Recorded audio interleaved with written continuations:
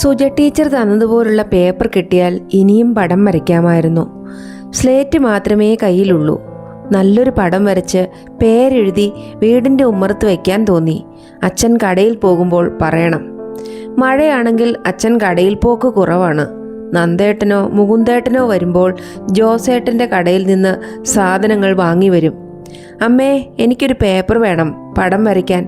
സ്ലേറ്റിലെങ്ങാനും വരച്ചാൽ മതി. സുജ ടീച്ചർ ഭിത്തിയിൽ ഒട്ടിച്ചല്ലോ, ഞാൻ ഇവിടെ വരച്ച് ഒട്ടിക്കും. പോയി പണി നോക്കു കൊച്ചേ. അമ്മ ഒട്ടും ഇഷ്ടം കാണിച്ചില്ല. മുകുന്ദേട്ടൻ്റെ പഴയ ബുക്ക് വല്ലതും ഉണ്ടോയെന്ന് തേടി നോക്കി. ഒരു ബുക്ക് ഇരിപ്പുണ്ട്. അതിൽ ഇത്തിരി എഴുതിയിട്ടുണ്ട്. പതുക്കെ ഒരു പേപ്പർ പറിച്ചെടുക്കാൻ നോക്കിയപ്പോൾ അമ്മ കണ്ടുപിടിച്ചു. അത് മുകുന്ദൻ്റെ അടി മേടിക്കാനാ. ഈ അമ്മയ്ക്ക് 4 ചുറ്റും കണ്ണാ. ഇനി അത് ചേട്ടൻ്റെ അടുത്ത് പറഞ്ഞ് വഴക്ക് കേൾപ്പിക്കും. ദേഷ്യത്തോടെ ബുക്ക് വലിച്ച് മാറ്റി മുറ്റത്തേക്കിറങ്ങി.